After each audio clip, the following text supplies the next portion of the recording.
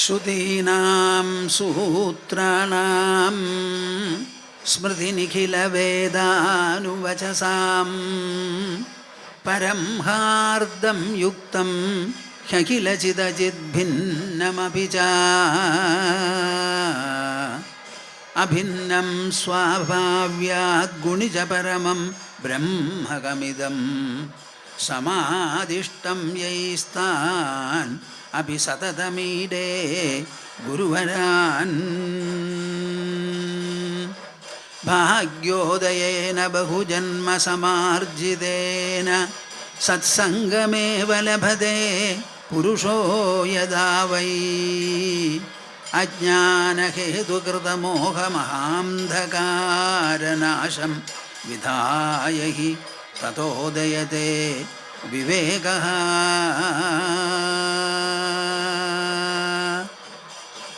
വിഗതസകലഭേദം സ്വപ്രകാശേന വേദ്യം ബഹിരപി ഹൃദി പൂർണ്ണം ശാന്തബോധസ്വഭാവം പ്രകൃതിവികൃതിഹീനം ബന്ധമുക്ത്യോർവിമുക്തം ഹൃദി കലയ സദൈവ ശുദ്ധബുദ്ധ്യാ ച ഭക്ത്യാ ഹൃദി കലയ സദൈവ ശുദ്ധബുദ്ധ്യാ ച ഭക്ത്യാ മദീയ ഹൃദയാകാശേ സദാനന്ദമയോ ഗുരുഃ ഉദേതു സതതം സമ്യക് അജ്ഞാനതിമിരാരുണഃ.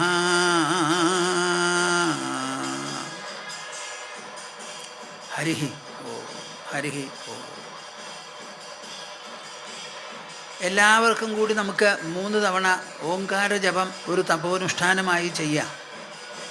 കൈ കോർത്ത് മടിയിൽ വയ്ക്കൂ, കണ്ണടയ്ക്കൂ, ആകാവുന്നിടത്തോളം നിവർന്നിരിക്കുക. ഹൃദയവും വായും തുറന്ന് എൻ്റെ കൂടെ ജപിക്കൂ. ഇതാ ഇന്ന് നിങ്ങളെ ജപിപ്പിക്കാനായിട്ട് അപ്പുറത്ത് നല്ലൊരു കൊട്ട് നടക്കുന്നുണ്ട്. ആ ശബ്ദം മാത്രമായാൽ പോരല്ലോ. ഇതാ ഓ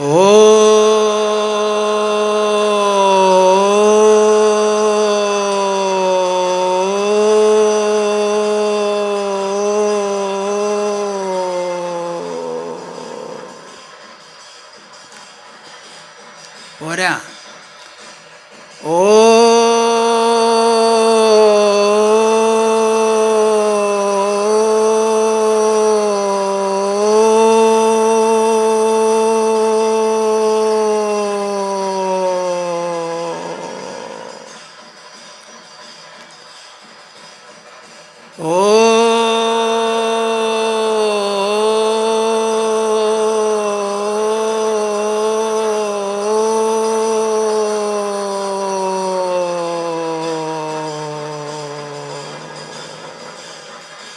ഹരി ഓം തത്സത്.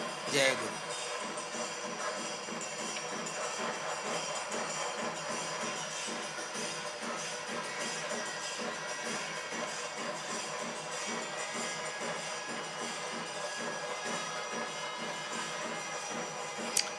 ഈ ശ്ലോകത്തിൽ നിന്ന് തുടങ്ങാം.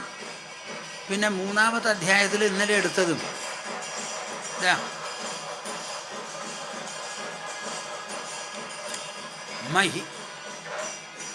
മയ്യനന്തമഹാംബോധൗ മയ്യനന്തമഹാംബോധൗ ആശ്ചര്യം ജീവവിജയഃ ആശ്ചര്യം ജീവവിജയഃ ഉദ്യന്തി ഘ്നന്തി ഖേലന്തി ഉദ്യന്തി ഘ്നന്തി ഖേലന്തി ഉദ്യന്തി ഘ്നന്തി ഖേലന്തി ഉദ്യന്തി ഘ്നന്തി ഖേലന്തി പ്രവിശന്തി സ്വഭാവതഃ പ്രവിശന്തി സ്വഭാവതഃ.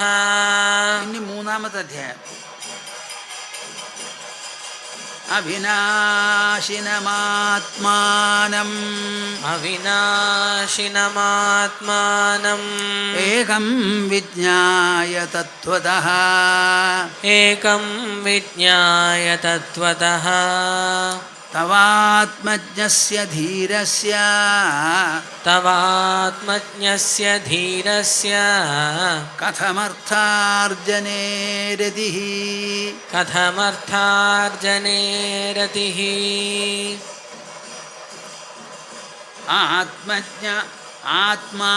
ആത്മാജ്ഞാനാദഹോ പ്രീതിഃ ആത്മാജ്ഞാനാദഹോ പ്രീതിഃ ആത്മാജ്ഞാനാദഹോ പ്രീതിഃ ആത്മാജ്ഞാനാദഹോ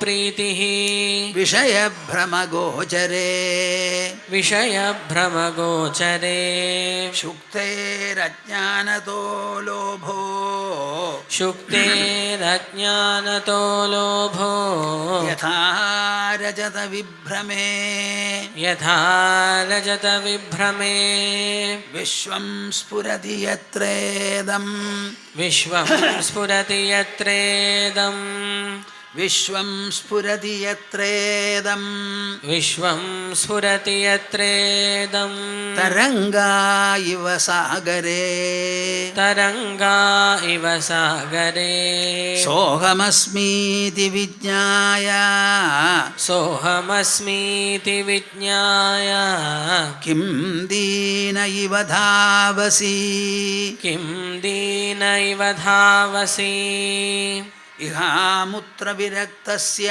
നിത്യാനിത്യവിവേകിനഃ ആശ്ചര്യം മോക്ഷകാമസ്യ മോക്ഷാദേവ വിഭീഷിക.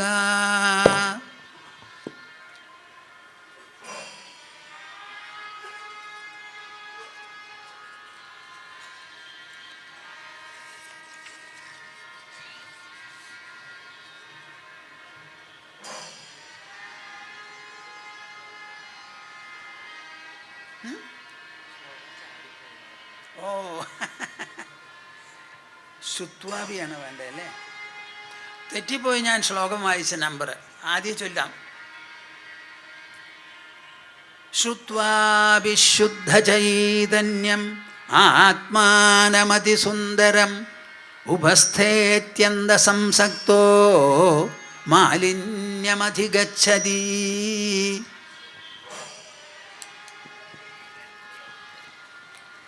ചൊല്ലിക്കോളൂ. ശ്രുത്വാഭിശുദ്ധചൈതന്യം ശ്രുത്വാഭിശുദ്ധചൈതന്യം ആത്മാനമതിസുന്ദരം ആത്മാനമതിസുന്ദരം ഉപസ്ഥേത്യന്തസംസക്തോ ഉപസ്ഥേത്യന്തസംസക്തോ മാലിന്യമധിഗച്ഛതി മാലിന്യമധിഗച്ഛതി.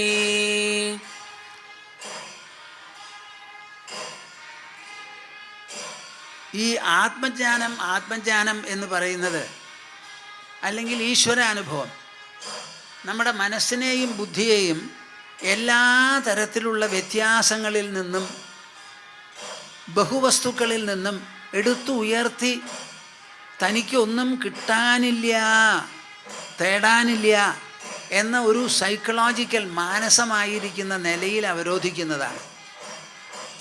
ശ്രീമദ് ഭാഗവതം എപ്പോഴും പറയും ഭക്തന്മാർ പലതരത്തിലുണ്ടാകാം.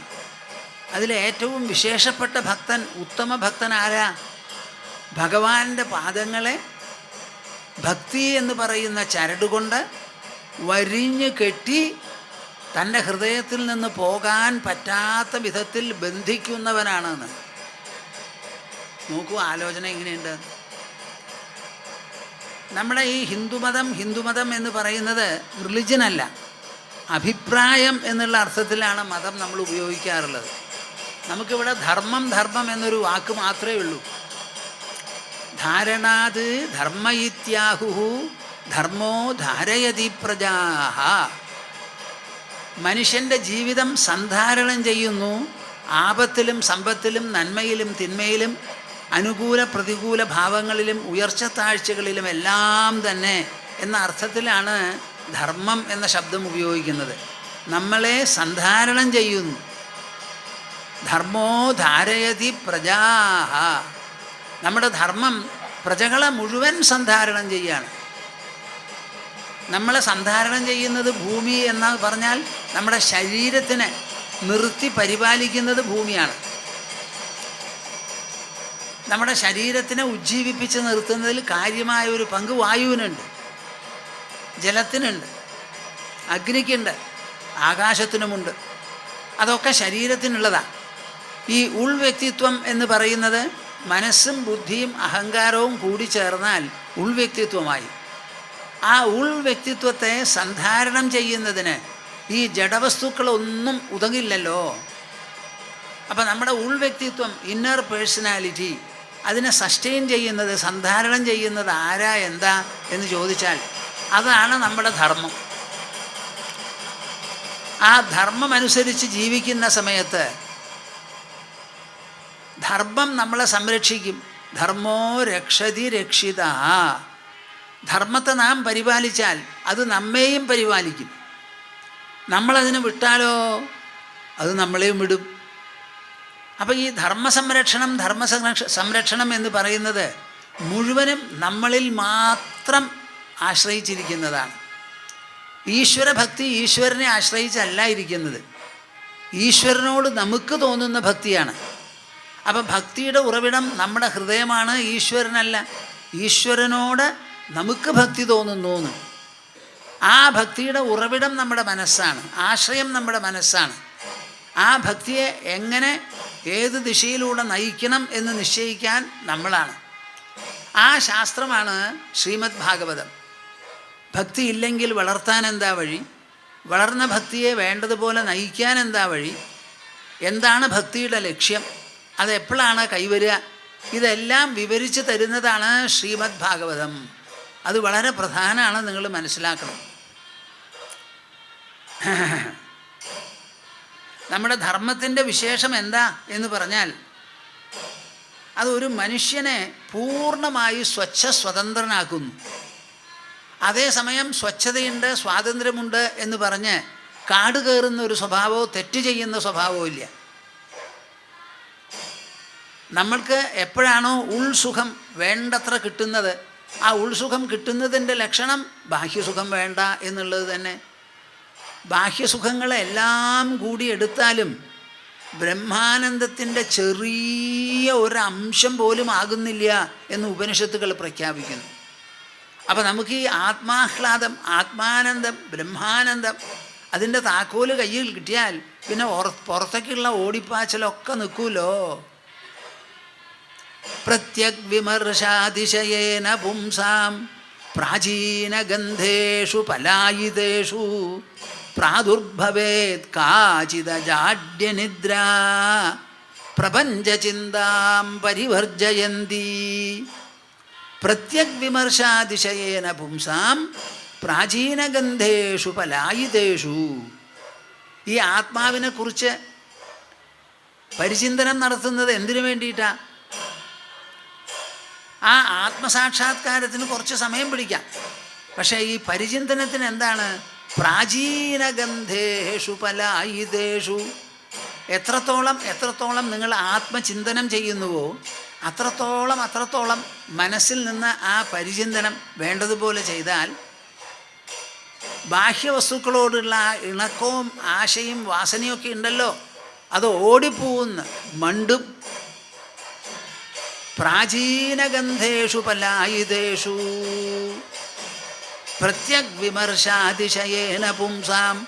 മനുഷ്യർക്ക് പ്രത്യഗ് എന്ന് പറഞ്ഞാൽ ഉള്ളിലുള്ളത്, ഞാൻ എന്ന വാക്കിന് നിദാനമായിരിക്കുന്ന ആ പരമസത്യം, അനശ്വരമായിരിക്കുന്ന സാന്നിധ്യം, അതിനെക്കുറിച്ച് ഇങ്ങനെ ചിന്തിക്കുക. സ്വാമിജി ഇങ്ങനെ പറയുന്നുണ്ടല്ലോ, അഷ്ടാവകർണം പറയുന്നുണ്ടല്ലോ, ജനകൻ പറയുന്നുണ്ടല്ലോ, എന്താ അത് എനിക്കുമുണ്ടല്ലോ ഒരു ഞാൻ പറയുന്നുണ്ടല്ലോ. പക്ഷെ അതെന്താണെന്ന് ഞാൻ മനസ്സിലാക്കുന്നില്ല, മെനക്കെടുന്നില്ല. കുറച്ച് സമയം ജീവിതത്തിൽ അതിനുവേണ്ടി ചെലവ് ചെയ്യണ്ടേ, നമുക്ക് മനസ്സിലാക്കണ്ടേ എന്ന് വിചാരിച്ച് വിമർശനം എന്ന് പറഞ്ഞാലോ ക്രിട്ടിക്കൽ ഇവാലുവേഷൻ, ക്രിട്ടിക്കൽ സ്റ്റഡി, അതാണതിൽ പ്രധാനം. പ്രാചീനഗന്ധേഷു പലായിതേഷു.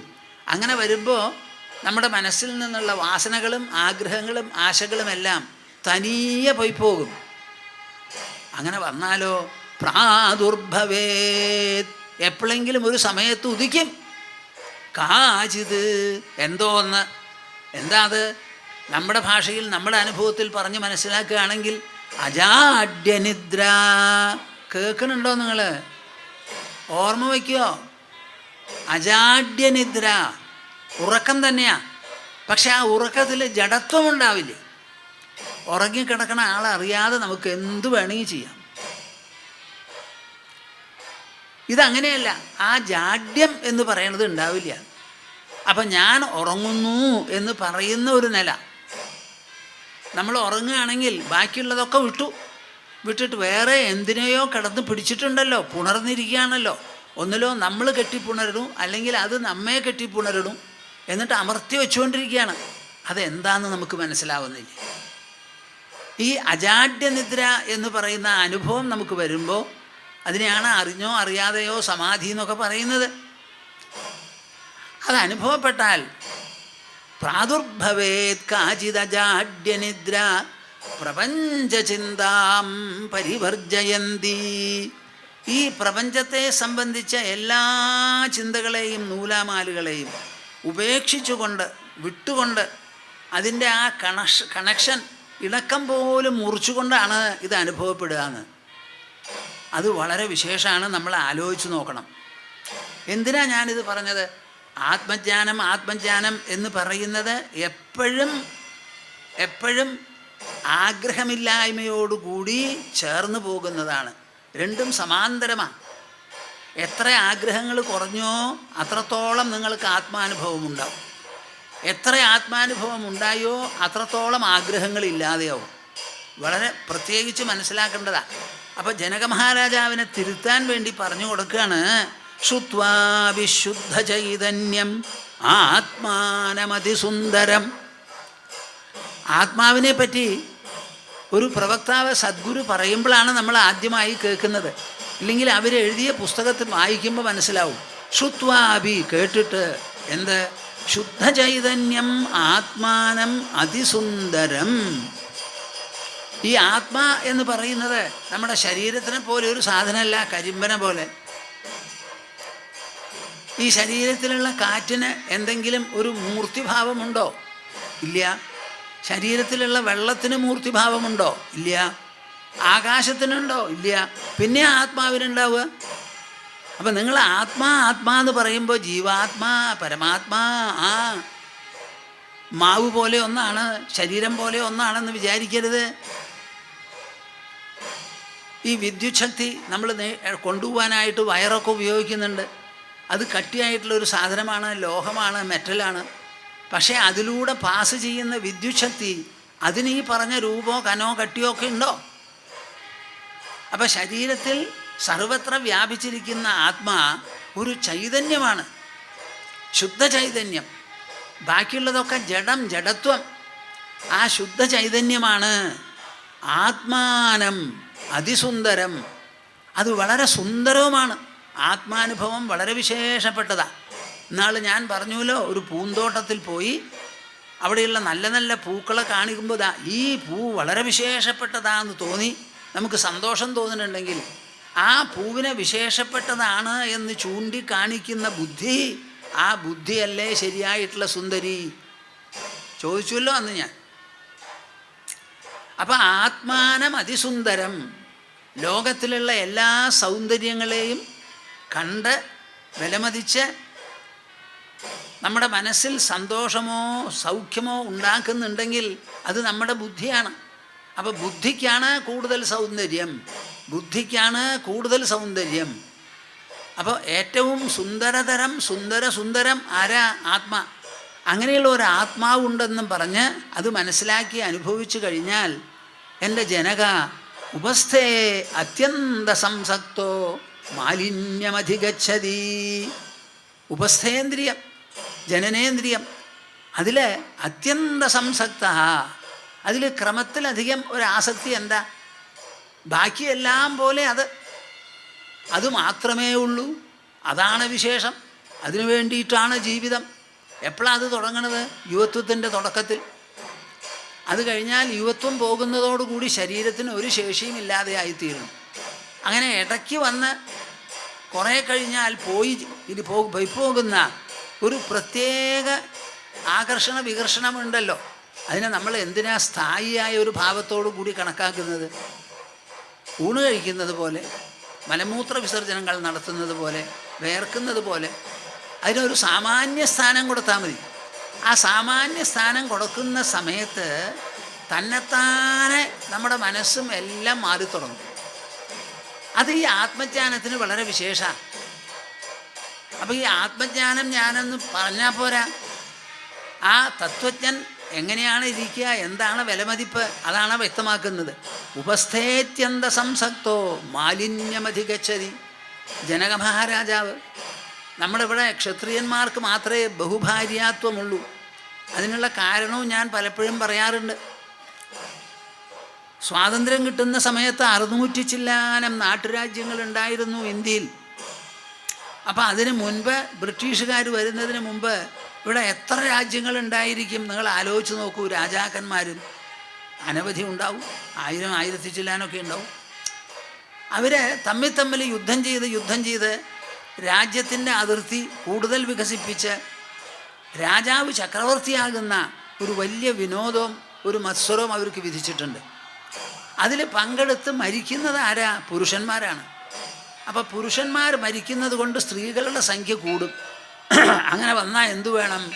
ആ സ്ത്രീകളെ ആരാ കല്യാണം കഴിക്കുക? ഒരു സ്ത്രീക്ക് ഒരു പുരുഷൻ എന്നുള്ള നില പോയി.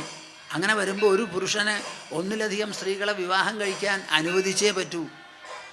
അങ്ങനെയാണ് ബഹുഭാര്യാത്വം ക്ഷത്രിയന്മാർക്ക് വിധിച്ചത്. അവരുടെ റൂൾ എന്താണെന്ന് വെച്ചാൽ, ഏത് സ്ത്രീ വന്ന് ഒരു പുരുഷൻ്റെ കൈ ആവശ്യപ്പെടുന്നുവോ ആ പുരുഷന് അത് ധിക്കരിക്കാനോ തിരസ്കരിക്കാനോ പറ്റില്ല. ഇതാണ് അവർക്കുള്ള ശാസ്ത്രം. അപ്പോൾ ഇവിടെ ജനക മഹാരാജാവോട് പറയുകയാണ്, ഉപസ്ഥേത്യന്ത സംസക്തോ മാലിന്യമധിഗച്ഛതി. ഈ ഉപസ്ഥേന്ദ്രിയം വഴി നമുക്ക് സംഭവിക്കുന്നത് മാലിന്യമാണ്, നിഷേധമാണ്. എന്തിൻ്റെ നിഷേധം? ആത്മാ അതിസുന്ദരമാണ്, പരമാനന്ദമാണ് എന്നുള്ള വസ്തുതയെ നിഷേധിക്കല. അഗ്നിക്ക് ചൂടില്ല, അഗ്നിക്ക് ചൂടില്ല, അഗ്നിക്ക് ചൂടില്ല എന്ന് പറയുന്നത് പോലെയാണ്. അപ്പം അങ്ങനെയുള്ള ഒരു വൈരുദ്ധ്യമുണ്ടാകരുത്. ആലോചിച്ചോളൂ. ആനന്ദം ശരിക്ക് കിട്ടുന്നത് ഉള്ളിൽ നിന്നാണ്. മനസ്സ് രചിക്കുന്നതാണ് സർവ്വസുഖങ്ങളും സർവ്വവികാരങ്ങളും. എല്ലാറ്റിൻ്റെയും രചന മനസ്സിലാണ്. ഒരു കുട്ടിയുണ്ടായി ആ കുട്ടിയെ കണ്ട് സന്തോഷം തോന്നിയാലും, ഇനിയൊരാൾക്ക് വിവാഹം കഴിക്കുന്ന സമയത്ത് ദമ്പതികളെ നോക്കി സന്തോഷം തോന്നിയാലും, ഒരു പ്രമോഷൻ കിട്ടി സന്തോഷം തോന്നിയാലും, ലോട്ടറി കിട്ടി സന്തോഷിച്ചാലും, വലിയ ഒരു മഹാപുണ്യകർമ്മം ചെയ്ത് സന്തോഷിച്ചാലും, ഈ സന്തോഷം എന്ന് പറയുന്നത് മനസ്സിൻ്റെ രചനയാണ്, മനസ്സൃഷ്ടമാണത്. നമുക്ക് മനസ്സുണ്ടെങ്കിൽ അപ്പോൾ മനസ്സിനോട് പറഞ്ഞൂടെ, നീ ഈ സ്വയം സന്തോഷം രചിച്ച് എനിക്ക് തരൂ തരൂ തരൂ എന്ന് പറയാൻ? എന്തിനാ ഈ ബാഹ്യവസ്തുക്കളോട് ബന്ധപ്പെടുത്തി സന്തോഷിക്കാൻ നിൽക്കുന്നത്? ബാഹ്യവസ്തുക്കളോട് ബന്ധപ്പെട്ട് സന്തോഷിക്കാൻ നിൽക്കുന്നത് എന്തിനാ? അതൊരു വങ്കത്തരമല്ലേ, ഒരു മുട്ടാളത്തമല്ലേ ഇത്? ഏത് സമയത്തും സന്തോഷമോ സൗഖ്യമോ ജോയ് അത് രചിക്കുന്നത് മനസ്സാണ്.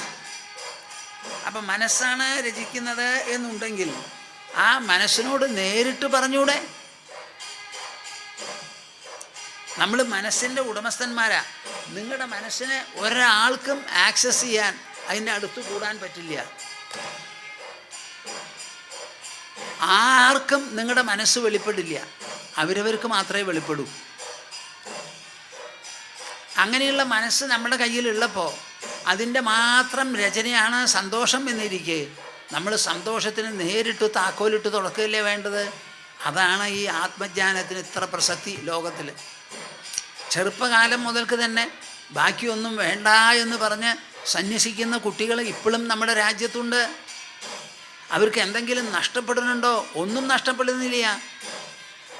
ആ സന്യാസ ജീവിതം നൈഷ്ഠിക ബ്രഹ്മചര്യത്തോടു കൂടി എടുക്കുന്ന പക്ഷം അവർക്ക് തുറന്നു കിട്ടുന്ന ആ സൗഖ്യം, ആനന്ദം അത് ഒരന്തമില്ലാത്തതാണ്. അത് മാത്രമേ അനുഭവിച്ച് മതി മതി മതി എന്ന് പറഞ്ഞ് തൃപ്തനായി ലോകത്തിൽ നടക്കാം. അത്ര വിശേഷപ്പെട്ടതാണ്. അങ്ങനെ ഇരിക്കെ ഈ ഉപസ്ഥേന്ദ്രിയത്തിൻ്റെ പിന്നാലെ പോകുന്നത് ശരിയല്ല. അനേകം രാജ്യമാരുണ്ടാവുമല്ലോ. അങ്ങനെ പല രാജ്യമാരുമുള്ള ജനക മഹാരാജാവിനോട് ഈ ആത്മജ്ഞാനത്തിൻ്റെ ഒരു പരീക്ഷ, അതിൻ്റെ ശരിയായിട്ടുള്ളൊരു വിലമതിപ്പ് പറഞ്ഞു കൊടുക്കുകയാണ്. ശ്രീകൃഷ്ണൻ ഗീതയിൽ പറയുമ്പോഴും ഇങ്ങനെ എപ്പോഴും പറയും, സർവഭൂതേഷു ചാത്മാനം സർവഭൂതാനി ചാത്മനി മുനേർജ്ഞാനതാശ്ചര്യം മമത്വമനുവർത്തതേ. സർവഭൂതേഷു ആത്മാവിനെ കാണണം. സർവഭൂതസ്ഥം ആത്മാനം സർവഭൂതാനി ചാത്മനി ഈക്ഷതേ യോഗയുക്താത്മാ. ഇങ്ങനെയൊക്കെയാണ് കൃഷ്ണൻ പറയുക. അപ്പോൾ ആ സർവാത്മഭാവം എന്നൊരു ഭാവമുണ്ട്. എല്ലാം ആത്മാവാണെങ്കിൽ നമുക്ക് ആത്മാവിനെ വിട്ട് വേറെ ഒന്നിനോട് ഇണങ്ങാനോ മറ്റു പ്രകാരത്തിൽ എന്തെങ്കിലും ചെയ്യാനോ പറ്റുമോ? ഇല്ലല്ലോ. വാസ്തവത്തിൽ ഈ ഇണക്കം നടക്കുന്നത് എവിടെയാണ്? ഞാൻ മുമ്പും പറഞ്ഞിട്ടുണ്ട്, ഇനിയും പറയും.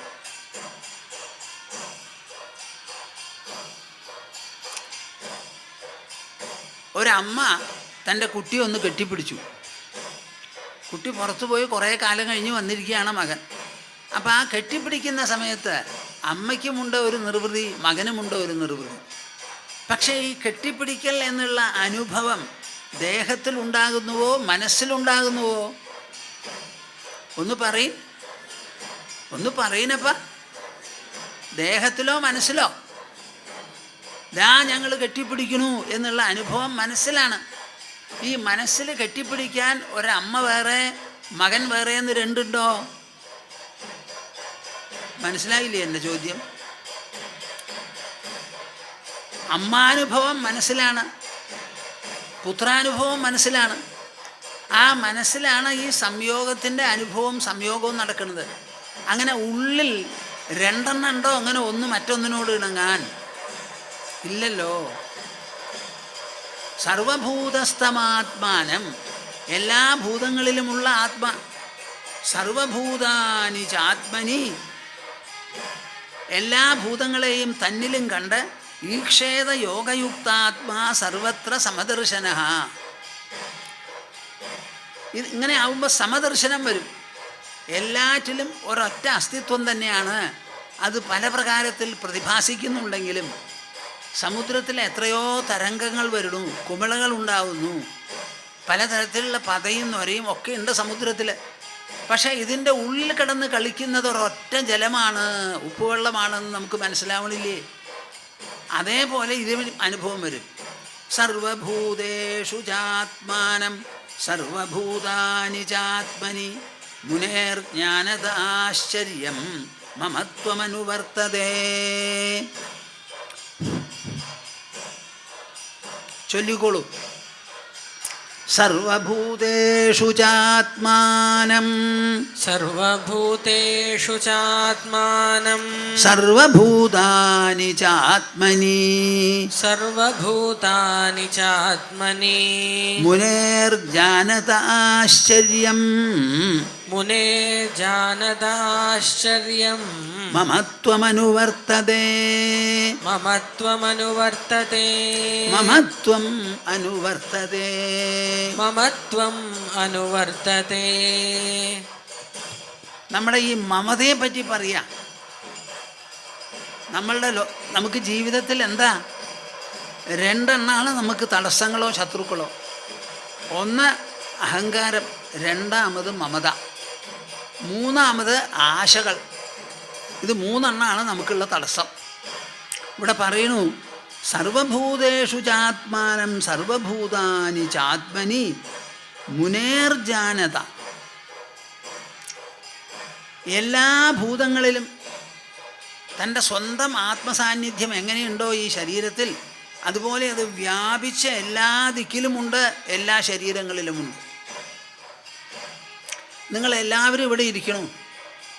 എല്ലാവരുടെ ഉള്ളിലും ശ്വാസത്തിലൂടെ നിങ്ങൾ കാറ്റ് കടത്തി വിടുക. ഇപ്പം ശരീരത്തിൽ കാറ്റ് നിറഞ്ഞിരിക്കണു, പുറത്തുമുണ്ട് കാറ്റ്. ഈ പുറത്ത് ഉള്ള കാറ്റ് എല്ലാവരുടെ ശരീരത്തിലും ഒരുപോലെ നിറഞ്ഞിരിക്കുന്നത് കൊണ്ട് ആ കാറ്റിന് വല്ല വിഭജനവും വരുന്നുണ്ടോ? എന്താ മിണ്ടാതെ? ഓ, നമ്മുടെ ശരീരം പരിമിതമാണ്, അത് വ്യാപിച്ചിരിക്കുന്നില്ല. ശരീരത്തിലുള്ള കാറ്റോ വ്യാപിച്ചിരിക്കണു. അതെല്ലാറ്റിലും ഒരേ കാറ്റാണ്. ഈ കാറ്റിനേക്കാളും ആകാശത്തേക്കാളും ഒക്കെ അതിസൂക്ഷ്മമാണ് ചേതനാത്മകമായ ആത്മാ. അപ്പം ആ ആത്മസാന്നിധ്യം എല്ലാറ്റിലും ഉണ്ടോ? ഉണ്ട്. സർവഭൂതേഷു ചാത്മാനം സർവഭൂതാനി ചാത്മനി. എല്ലാ ഭൂതങ്ങളിലും തൻ്റെ ആത്മസാന്നിധ്യത്തെ, അതേപോലെ സർവഭൂതങ്ങളെയും തൻ്റെ ആത്മാവിൽ തന്നെ മുനേഹേ ജാനതഃ, ഇങ്ങനെ മനസ്സിലാക്കുന്ന മുനിക്ക് ആശ്ചര്യം. ആ മുനിക്ക് എങ്ങനെയാ മമത്വം അനുവർത്തതേ? എന്തിനെക്കുറിച്ചാണ് തൻ്റെ തൻ്റെ എന്ന് പറയുക? തൻ്റെ എന്ന് പറയണത് എന്തിനെക്കുറിച്ചാണ്? എല്ലാ ഭൂതങ്ങളും ആത്മാവിലാണ്, ആത്മാവാണ് എല്ലാ ഭൂതങ്ങളിലും. അങ്ങനെ എല്ലാ ദിക്കിലും വ്യാപിച്ചിരിക്കുന്ന ഈ ഉൾചേതന, ഉള്ളുണർവ്, ശുദ്ധബോധം, അത് ഒന്നായിരിക്കെ നിങ്ങളിപ്പോൾ ഒരാളെ പരാമർശിക്കുന്ന സമയത്ത് ശ്രദ്ധിച്ച് കേൾക്കണം. ആ ആളുടെ ശരീരത്തെ പരാമർശിക്കുന്നുവോ അതോ ആ ആളിലുള്ള ജീവൻ ഉണർവിനെ പരാമർശിക്കുന്നുവോ? ഒരു വലിയ ചോദ്യമാണ്. Whenever you refer to a person, are you referring to the dead body of the person, or are you referring to the aliveness in him? ഒരാളെ കണ്ടു, പ്രാണൻ പോയി എന്നുണ്ടെങ്കിൽ ആ ആളെ കണ്ടിട്ട് എന്താ കാര്യം? അപ്പം നമ്മൾ വാസ്തവത്തിൽ ശരീരത്തിലൂടെ ദർശിക്കുന്നത് ശരീരമല്ല, അതിനെ ഉജ്ജീവിപ്പിച്ച് നിർത്തുന്ന ചൈതന്യത്തെയാണ്. അത് നിങ്ങൾ നല്ല പോലെ മനസ്സിലാക്കണം. ആ ചൈതന്യം എല്ലാ ദിക്കിലും ഒന്ന് മാത്രമേ ഉള്ളൂ. അങ്ങനെ വരുമ്പോൾ എങ്ങനെയാണ് ഈ മമത എന്ന് പറഞ്ഞാൽ എൻ്റെ എന്നുള്ള തോന്നൽ. എന്തെങ്കിലും ഒരു സാധനം എൻ്റെ ആണെന്ന് തോന്നൽ. എൻ്റെ ആണെന്ന് പറയുമ്പോൾ സ്വതവേ അത് എൻ്റെ അല്ല. അപ്പം ഈ മമത്വത്തിൻ്റെ അടിസ്ഥാനം എന്താ? ഞാനും ഞാനല്ലാത്ത മറ്റു ചിലതും ഉണ്ട്. ആ മറ്റു ചിലത് ഞാൻ വാങ്ങി കൈക്കലാക്കി എൻ്റെ കയ്യിലുണ്ടെന്ന്. അപ്പം മമതയുടെ അടിസ്ഥാനം മുഴുവനും ഞാനും ഞാനല്ലാത്തതെന്നാണ്. അങ്ങനെ ഞാനല്ലാത്ത ഒന്നുമില്ല, ഞാൻ മാത്രമേ ഉള്ളൂ, ആത്മാ മാത്രമേ ഉള്ളൂ. അങ്ങനെ വരുമ്പോൾ എന്തിനെക്കുറിച്ചാണ് നമുക്ക് ഈ എൻ്റെ എന്നുള്ള തോന്നൽ? കഷ്ടം തോന്നുന്നു. മുനിജനങ്ങൾ, അറിവുള്ളവർ എൻ്റെ എന്ന് പറഞ്ഞ് നമുക്കിവിടെ രജിസ്ട്രേഷനും ഭൂമി രജിസ്ട്രേഷനും ഒക്കെ ഉണ്ട്. ഇപ്പോൾ വളരെ കുറവാണ്. കയ്യിൽ കാശില്ല ആരുടെ കയ്യിലും. കയ്യിൽ കാശില്ല എന്ന് പറഞ്ഞാൽ ഒരു തരത്തിലുള്ള പണം ഇല്ല എന്ന്. ശരിയായ പണം ബാങ്കിലിട്ടൂടെ, എപ്പോൾ വേണമെങ്കിൽ നിങ്ങൾക്ക് കൊണ്ടുവരാമല്ലോ, ചെക്ക് കൊടുക്കാമല്ലോ. അതല്ലാത്ത പണം വരുമ്പോഴാണ് ഈ കുഴപ്പം. അതില്ലാതെയാക്കാനാണല്ലോ നമ്മുടെ അടുത്ത കാലത്ത് നടപടി ഉണ്ടായത്. എല്ലാവരും ഇതിനെ ഡീമോണിറ്റൈസേഷൻ എന്ന് പറയുന്നു. ആ വാക്കേ ഉപയോഗിക്കാൻ പാടില്ല. ഡീമോണിറ്റൈസേഷൻ എന്ന് പറഞ്ഞാൽ എന്താ അർത്ഥം? 500 നോട്ടുകൾ ഡീമോണിറ്റൈസ് ചെയ്തു എന്ന് പറഞ്ഞാൽ 500 സർക്കുലേഷനിൽ ഉണ്ടാവില്ല. ഇപ്പം 500 പുതിയ നോട്ട് വരെ സർക്കുലേഷനിലുണ്ടല്ലോ. സോ ഇത് ഡീമോണിറ്റൈസേഷൻ അല്ല. ഇത് പിന്നെ എന്താ? കറൻസി റീപ്ലേസ്മെൻ്റ് ആണിത്. നിലനിൽക്കുന്ന നോട്ടുകളെ റീപ്ലേസ് ചെയ്യുന്നു. അതാണ് അതിൻ്റെ ശരി. അവിനാശിനമാത്മാനം ഏകം വിജ്ഞായ തത്വതഃ തവാജ്ഞസ്യ ധീരസ്യ കഥമർത്ഥാർജനേ രതിഃ. എന്താന്ന് ചൊല്ലിത്തന്ന് കേട്ടു ചൊല്ലു. രണ്ടാമത് ചൊല്ലല്ലോ, അരവിന്ദൻ്റെ കൂടെ ചൊല്ലു, ആദ്യം ചൊല്ലു. എല്ലാവരും അവിനാശിനമാത്മാനം ഏകം വിജ്ഞായ തത്വതഃ തവാത്മജ്ഞസ്യ ധീരസ്യ കഥമർത്ഥാർജനേ രതിഃ. ആത്മാ ജ്ഞാനാദഹോ പ്രീതിഃ വിഷയഭ്രമഗോചരേ ശുക്തേരജ്ഞാനതോ ലോഭോ യഥാ രജതവിഭ്രമേ വിശ്വം സ്ഫുരതി യത്രേദം തരംഗാ ഇവ സാഗരേ സോഹമസ്മീതി വിജ്ഞായ കിം ദീന ഇവ ധാവസി ശ്രുത്വാപി ശുദ്ധചൈതന്യം ആത്മാനമതിസുന്ദരം ഉപസ്ഥേത്യന്തസംസക്തോ മാലിന്യമധിഗച്ഛതി സർവഭൂത. എന്താ ഞാനിപ്പോൾ പറഞ്ഞുകൊണ്ടിരുന്നത്? നമുക്കൊരു ഭൂമി രജിസ്ട്രേഷനൊക്കെ ഉണ്ട്. ഒരു തുണ്ട് ഭൂമി എൻ്റെ പേരിലുണ്ട്, എനിക്ക് അവകാശമുണ്ട്. നിങ്ങൾക്ക് എത്രത്തോളം അവകാശമുണ്ട്?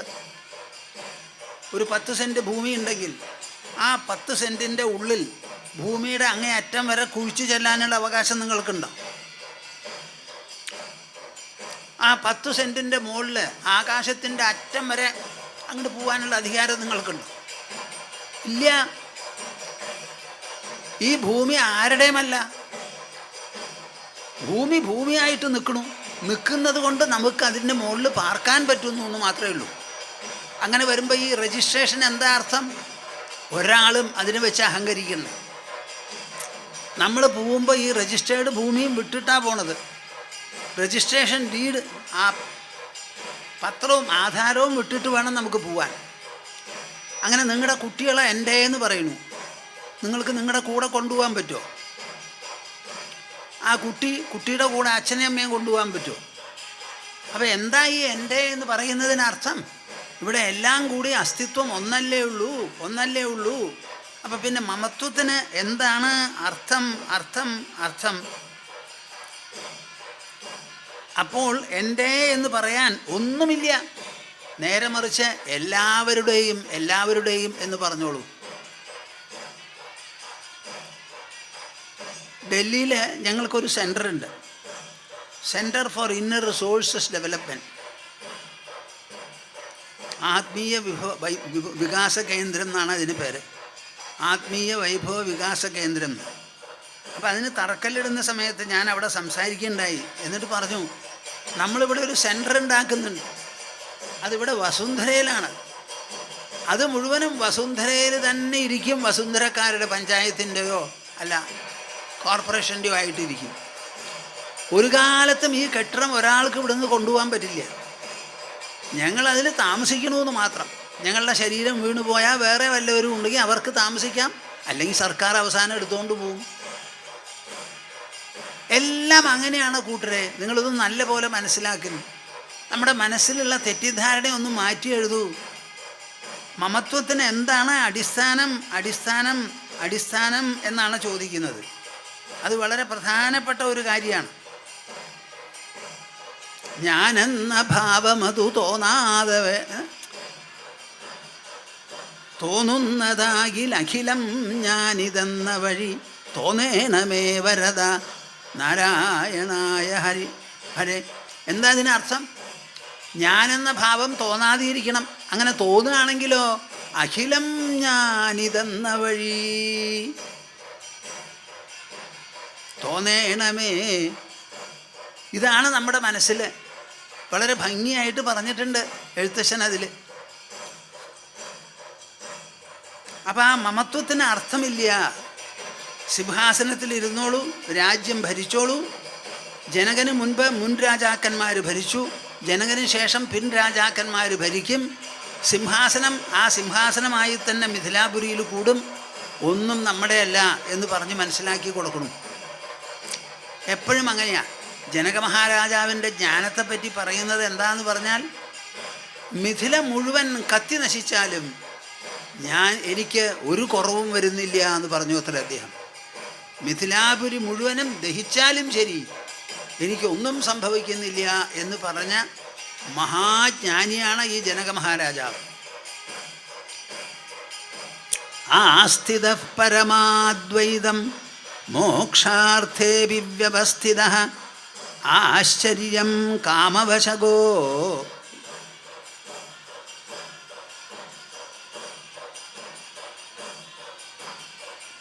ആശ്ചര്യം കാമവശകോ വികലഃ കേലിശിക്ഷയാ ആസ്ഥിതഃ പരമാദ്വൈതം ആസ്ഥിതഃ പരമാദ്വൈതം മോക്ഷാർത്ഥേഭിവ്യവസ്ഥിതഃ മോക്ഷാർത്ഥേഭിവ്യവസ്ഥിതഃ ആശ്ചര്യം കാമവശകോ ആശ്ചര്യം കാമവശകോ വികലഃ കേലിശിക്ഷയാ വികലഃ കേലിശിക്ഷയാ. ആ തിരുത്തുകളാണ് അഷ്ടാവക്രൻ ഓരോ മുന്നറിയിപ്പും ഓരോ ആഹ്വാനവും ഓരോ തിരുത്തും നൽകി ജനകൻ അനുഭവിച്ചു എന്ന് പറയുന്ന ആ ജ്ഞാനമുണ്ടല്ലോ, അനുഭവസിദ്ധി, അത് വേണ്ടതുപോലെ ശോഭിക്കാൻ വേണ്ടി പറയുകയാണ്. ശ്രീകൃഷ്ണൻ 13-ാം അധ്യായത്തിൽ ജ്ഞാനമാണ് എന്ന് പറഞ്ഞ ഒരു 20 ലക്ഷണങ്ങൾ വെർച്യൂസ് പറയുന്നുണ്ട് അദ്ദേഹം. ഏതത് ജ്ഞാനമിതി പ്രോക്തം, ഇതെല്ലാം കൂടിയാണ് ജ്ഞാനമാകുന്നത്. ബാക്കിയുള്ളതോ ഒക്കെ അജ്ഞാനം. യതതോന്യഥ. അവിടെ ജ്ഞാനം എന്ന 2 അക്ഷരം പറഞ്ഞങ്ങോട്ട് വിടുകയല്ല. ഇരിക്കൂ, ധ്യാനിക്കൂ, സാക്ഷാത്കരിക്കൂ, എന്നിട്ട് കൊട്ടിഘോഷിച്ചോളൂ ഞാൻ ജ്ഞാനിയാണെന്ന്. അതല്ല. ജ്ഞാനം എന്ന് പറഞ്ഞാൽ എന്താ? ആ ജ്ഞാനത്തെ പ്രതിഫലിപ്പിച്ചുകൊണ്ട് നമ്മുടെ മനസ്സ് ചിന്തിക്കണം, ബുദ്ധി ആലോചിക്കണം, ദേഹേന്ദ്രിയങ്ങൾ പ്രവർത്തിക്കണം. അതിൽ ശുദ്ധി വേണം, പവിത്രത വേണം. അതിൻ്റെ ലക്ഷണങ്ങളൊന്ന് വേറെയാണ്. അപ്പോൾ ഇവിടെ പറയണു ആസ്ഥിതഃ പരമാദ്വൈതം മോക്ഷാർത്ഥേഭിവ്യവസ്ഥിതഃ. പരമാദ്വൈതം, രണ്ടില്ല, ഒന്ന് എന്നുള്ള ആ നില കൈവരിച്ച് ആ ഒന്നിൽ ഉറച്ചിരിക്കുന്ന ഒരു മനുഷ്യനുണ്ടല്ലോ, ആ ആള്, ആ ജ്ഞാനി. മോക്ഷാർത്ഥേഭിവ്യവസ്ഥിതഃ.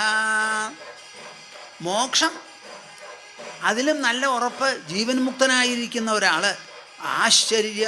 ആശ്ചര്യം എന്ന് പറയട്ടെ. കാമവശകഃ വികലഃ കേലിശിക്ഷയാ. കാമകേളിയിൽപ്പെട്ട് ഹീനസ്വഭാവനാകുന്നത് എങ്ങനെയാ? ആത്മജ്ഞാനം എന്ന് പറയുന്നത് കാമകേളിയെ പ്രേരിപ്പിക്കുന്നതാണോ? ആലോചിച്ച് നോക്കണം. ജ്ഞാനം എന്ന് പറഞ്ഞാൽ എന്താ? പവിത്രം. നഹി ജ്ഞാനേന സദൃശം പവിത്രമിഹ വിദ്യതേ. കൃഷ്ണൻ പറയാണ്, നഹി ജ്ഞാനേന സദൃശം പവിത്രമിഹ വിദ്യതേ. ജ്ഞാനത്തെ പോലെ പവിത്രീകരിക്കുക, ശുദ്ധമാക്കുന്ന ഒന്നും ഇവിടെ ഇല്ല എന്ന്. അത്ര വിശേഷപ്പെട്ടതാണ് ആ ജ്ഞാനം. അപ്പം ആ ജ്ഞാനം ആശ്ചര്യം കാമവശകഃ, കാമത്തിന് വിധേയനായി, വികലഃ കേലിശിക്ഷയാ, കാമകേളിയിൽപ്പെട്ട് വൈകല്യം വരാൻ അയാൾ എങ്ങനെ സ്വയം അനുവദിക്കും? അപ്പം ഈ ജ്ഞാനത്തിൻ്റെ പേരിൽ അദ്വൈതം എന്നുള്ള പേരിൽ കാടുകാട്ടാനുള്ള യാതൊരു ലൈസൻസും അനുവാദവുമില്ല. അദ്വൈതം എന്ന് പറഞ്ഞാൽ അങ്ങേയറ്റത്തെ ശുദ്ധബോധമാണ്. അത് കിട്ടിയവർ ശുദ്ധന്മാരാകും, പവിത്രന്മാരാകും, സമദർശനക്കാരാകും. അവർക്ക് ഈ ലോകത്തിൽ ഒരു തരിയോട് പോലും ഒരു മമത ഉണ്ടാവില്ല, ദേഹത്തിനോടും ഉണ്ടാവില്ല. ഒരു കാര്യവും അവർ അഭിലഷിക്കില്ല. മനസ്സിനെ എല്ലാം കൊണ്ടും, തൃപ്തി കൊണ്ടും, സൗഭാഗ്യം കൊണ്ടും, സാഫല്യം കൊണ്ടും, അറിവ് കൊണ്ടും നിറയ്ക്കുന്നതാണ് ഈ ജ്ഞാനം. അപ്പം ഈ കാമകേളികൾക്കൊന്നും അവിടെ സ്ഥാനമില്ല. അങ്ങനെ എന്തിലെങ്കിലും ചെന്ന് പെട്ടാൽ എന്താ ഉണ്ടാവുക? ഹീനസ്വഭാവമാണ് നമുക്ക് വരിക. അപ്പം അതിൽ ജാഗ്രതയോടുകൂടി ഇരിക്കണം എന്ന് പറയാം. ഒരു ജ്ഞാനി എങ്ങനെയാണ് ജനങ്ങളുടെ ഇടയിൽ സഞ്ചരിക്കുക? സ്ത്രീകളും പുരുഷന്മാരും അടങ്ങുന്ന ഈ ലോകത്തിൽ ജ്ഞാനികൾ സഞ്ചരിക്കുമ്പോൾ സ്ത്രീകൾ ഇല്ലാതെയാവില്ല, അവരും വരും. അവർക്കാണ് ഭക്തി കൂടുതൽ. ഇപ്പം ശങ്കരാചാര്യൻ ജീവൻ മുക്താനന്ദ ലഹരി എന്ന് പറഞ്ഞ് വിശേഷപ്പെട്ട ഒരു കൃതി എഴുതിയിട്ടുണ്ട്. ഇതും ഞാൻ ആദ്യം സന്യാസം എടുക്കുന്നതിനൊക്കെ മുൻപ് വായിച്ചതാണ്. എത്രമാത്രം എനിക്ക് സന്തോഷമായി എന്നറിയോ വായിച്ച്? സന്തോഷം മാത്രമല്ല, അതിൽ വളരെ വിജ്ഞാനവുമുണ്ട്.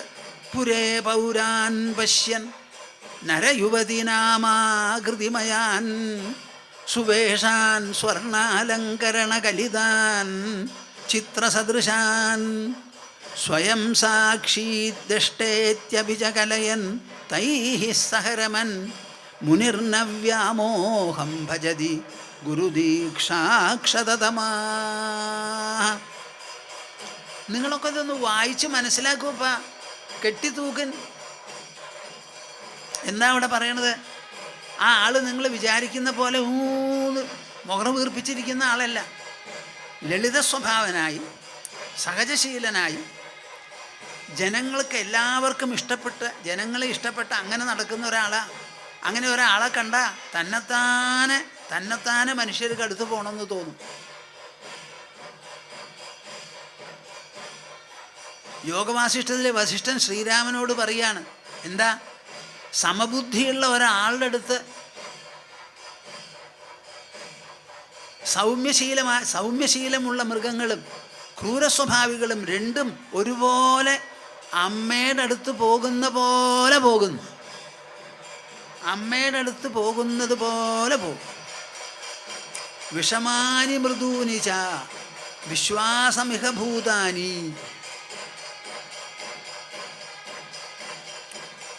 ശമശാലിനി, മനസ്സിൽ ആഗ്രഹമില്ലാത്തൊരാളെ ഇന്നല്ലെങ്കിൽ നാളെ പക്ഷികൾക്കും മൃഗങ്ങൾക്കും എല്ലാം കണ്ടുപിടിക്കാൻ വളരെ എളുപ്പമാണ്. ഇതൊക്കെ വലിയ വലിയ ലക്ഷണങ്ങളാണ്. നിങ്ങൾ ആലോചിച്ച് നോക്കണം. ഇവിടെ പറയാണ്, പുരേ പൗരാൻ പശ്യൻ നരയുവതിനാമാകൃതിമയാൻ സുവേഷാൻ സ്വർണാലങ്കരണ കലിതാൻ ചിത്രസദൃശാൻ. പൗരന്മാരുടെ ഇടയിൽ ഇങ്ങനെ സഞ്ചരിക്കുമ്പോൾ, റെയിൽവേ സ്റ്റേഷനാവട്ടെ, എയർപോർട്ടാവട്ടെ, വേറെ എന്തെങ്കിലും ബസ് സ്റ്റാൻഡോ ഒക്കെ ആവുമ്പോൾ അവിടെ പലരും ബസ് കയറാൻ വരും. അതിൽ പുരുഷന്മാരും ഉണ്ടാകും, സ്ത്രീകളും ഉണ്ടാവും. പുറത്ത് പോകുമ്പോൾ വീട്ടിലിരിക്കുന്ന മാതിരിയല്ല, നല്ല വേഷങ്ങളൊക്കെ കെട്ടും. ഇന്നത്തെ കാലമല്ല, അന്ന് സ്വർണ്ണാഭരണങ്ങൾ ഉണ്ടെങ്കിൽ അത് ലോക്കറിൽ വെച്ച് പൂട്ടുമല്ല, എല്ലാം ധരിച്ച് നടക്കുക. സ്ത്രീകൾക്ക് പ്രത്യേകിച്ചും സ്വർണ്ണാഭരണം ധരിക്കാനും ഇഷ്ടമാണ്, പുരുഷന്മാർക്ക് കാണാനും ഇഷ്ടമാണ്. സ്ത്രീകൾക്ക് വില കൽപ്പിച്ചത് കൊണ്ടാണ് സ്വർണ്ണാഭരണം അവരുടെ ശരീരത്തിലിട്ട് അവരെ പരിരക്ഷിച്ചു പോകുന്നത് നമ്മൾ. അത് സ്ത്രീകളുടെ ദൗർബല്യത്താലല്ല, പുരുഷന്മാർ അവർക്ക് നൽകുന്ന വിലയും മതിപ്പും ആദരവും കൊണ്ടാണ്. അപ്പോൾ പുരേ പൗരാൻ പശ്യൻ, നടക്കുന്ന സമയത്ത് മുൻപിൽ പൗരന്മാരെ കാണുന്നു. ആരൊക്കെ അതിൽ? നരയുവതി, നരന്മാരുണ്ട്, പുരുഷന്മാരുണ്ട്, സ്ത്രീകളുണ്ട്. നാമാകൃതിമയാൻ, പലതരത്തിലുള്ള പേരുകളും വിശേഷപ്പെട്ട സംബോധനകളും ഒക്കെയാണ്. ചിത്രത്തിൽ എഴുതിയതുപോലെ നല്ല സൗന്ദര്യമുള്ളവരുമുണ്ടാവും. സുവേഷാൻ, നല്ല വേഷമണിഞ്ഞവർ. സ്വർണാലങ്കരണ കലിതാൻ, സ്വർണം അതുകൊണ്ടുള്ള ആഭരണങ്ങൾ ധാരാളം അണിഞ്ഞിട്ടുണ്ട്. ചിത്രസദൃശാൻ, ചിത്രത്തിൽ എഴുതിയതുപോലെ, ചിത്രം വരയ്ക്കുമ്പോൾ നല്ല അഴകുള്ള ആൾക്കാരെയാണ് വരയ്ക്കുക, അതേപോലെയുള്ള അഴകുണ്ടവർക്ക്. ഇതൊക്കെ കണ്ടാലും സ്വയം സാക്ഷി ദ്രഷ്ടേത്യഭിജകലയൻ. ഇത് കാണുന്ന സമയത്ത് നിങ്ങളൊന്ന് കേൾക്കണപ്പാ, ചെണ്ടകൊട്ടും ഉണ്ട് അവിടെ. സ്വയം സാക്ഷി ദ്രഷ്ടേതി, ഇവരെയൊക്കെ ഞാൻ കാണുന്നു, ഇവരൊക്കെ എന്നാൽ കാണപ്പെടുകയാണ്. ഞാനല്ലാതെ ആവുന്നില്ല, ആരും എൻ്റെ ഉള്ളിൽ കടന്നുകൂടുന്നുമില്ല. ഞാൻ കാണപ്പെടുന്ന വസ്തുക്കൾ എന്നിൽ നിന്ന് അകലെ നിൽക്കണു, ഞാൻ അകലെ നിൽക്കണു. അപ്പം ഞാൻ ഈ വസ്തുക്കളുടെ ഈ കാണുന്ന മനുഷ്യരൊക്കെ ആരാ?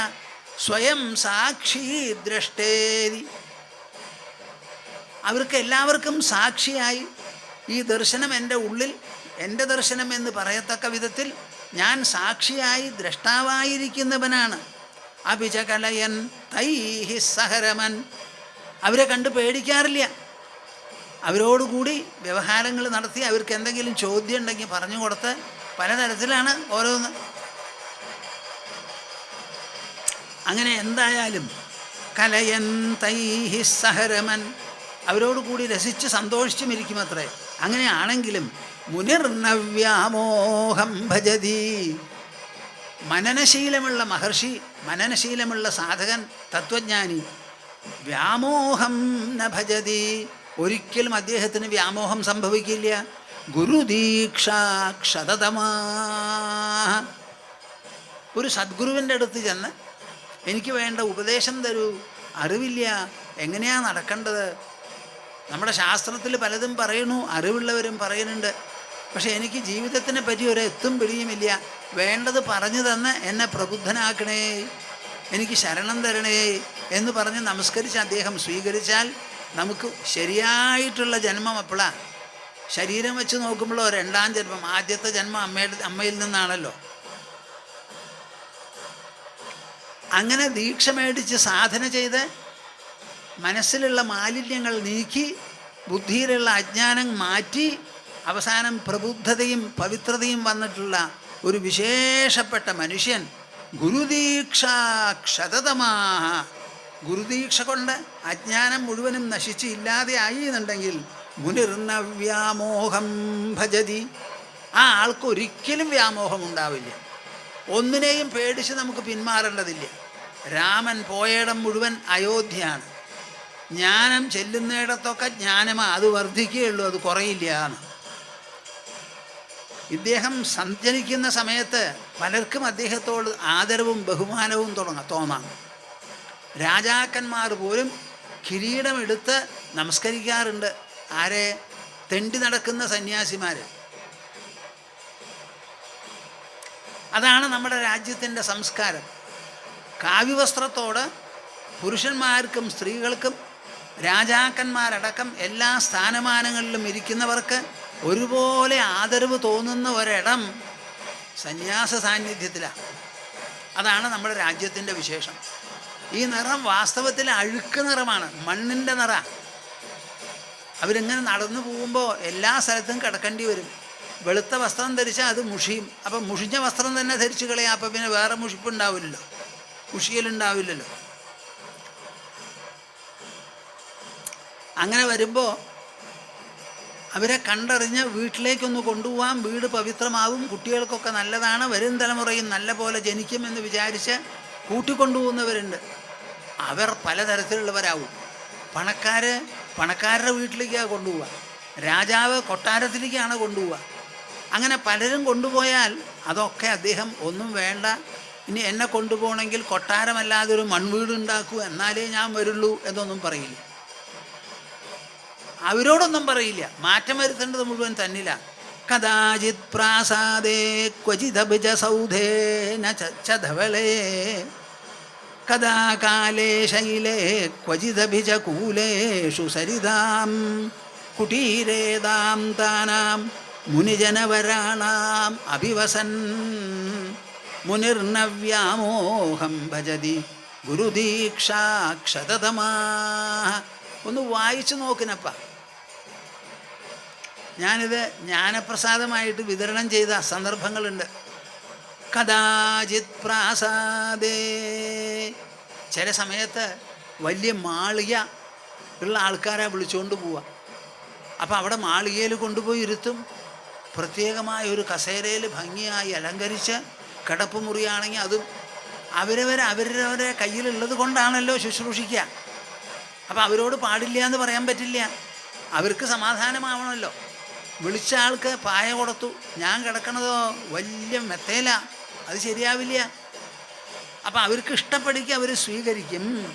അങ്ങനെ മാളികയിലായാലും ക്വചിതഭിജ സൗധേശധബലേ, മാർബിൾ കൊണ്ടുള്ള വെൺ പാലസ് അതിലായാലും ശരി, കഥാകാലേ ശൈലേ, ചില സമയത്തോ പർവ്വതത്തിലോ മലകളിലോ കുന്നുകളിലോ ആവും.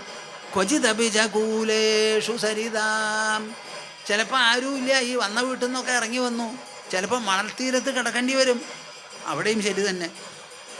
കുടീരേതാം താനാം, ചിലപ്പോൾ സന്യാസിയൊക്കെ ആയിട്ട് നടക്കുമ്പോൾ സന്യാസിമാർ തിരിച്ചറിഞ്ഞ് വിളിച്ചുകൊണ്ട് വരും, കൂടെ വരുമെന്ന്.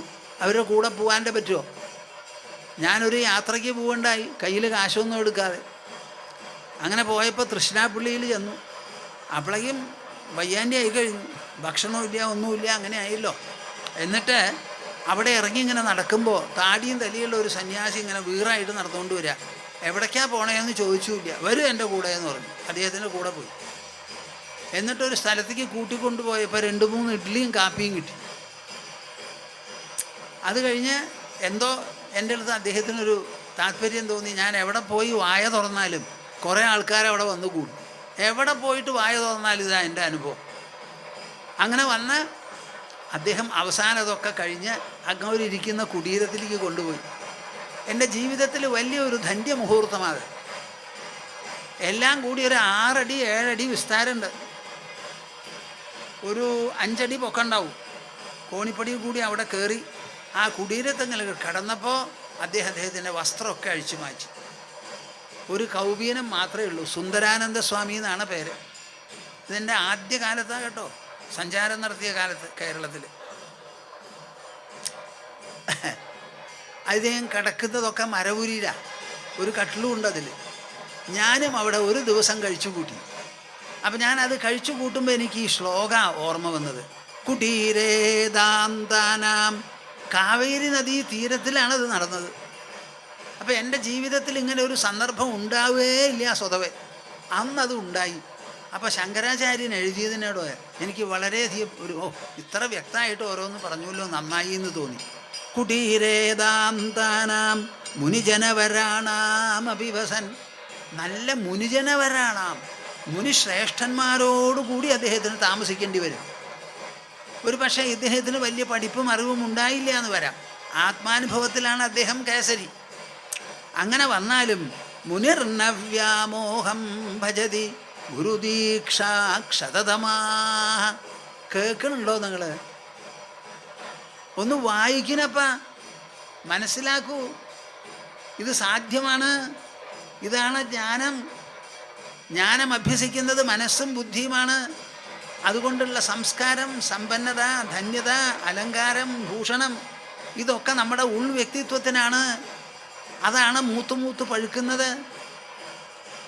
മുനിർനവ്യാമോഹം ഭജതി ഗുരുദീക്ഷാക്ഷതതമാ. എന്തിനാ ഈ 2 ശ്ലോകം ഞാൻ പറഞ്ഞത്? ഒരിക്കലും ഒരു ജ്ഞാനി വികലഹ കേലിശിക്ഷയാ, കാമക്കേളിയിൽപ്പെട്ട് അങ്ങനെ വികലനായി തീരില്ല, പാടില്ല, തീരുമില്ല. അവരുടെ ദൃഷ്ടി അങ്ങനത്തതാണ്. ഉദ്ഭൂതം ജ്ഞാനദുർമിത്രം അവധാര്യാതിദുർബലഃ ആശ്ചര്യം കാമമാകാംക്ഷേത് കാലമന്തമനുശ്രിതഃ. ഉദ്ഭൂതം ജ്ഞാനദുർമിത്രം, ഉദ്ഭൂതം ജ്ഞാനദുർമിത്രം അവധാര്യാതിദുർബലഃ, അവധാര്യാതിദുർബലഃ ആശ്ചര്യം കാമമാകാംക്ഷേത്, ആശ്ചര്യം കാമമാകാംക്ഷേത് കാലമന്തമനുശ്രിതഃ, കാലമന്തമനുശ്രിതഃ. ആശ്ചര്യം കാമമാകാംക്ഷേത് കാലമന്തമനുശ്രിതഃ. ഉദ്ഭൂതം ജ്ഞാനദുർമിത്രം അവധാര്യാതിദുർബലഃ. ഔ,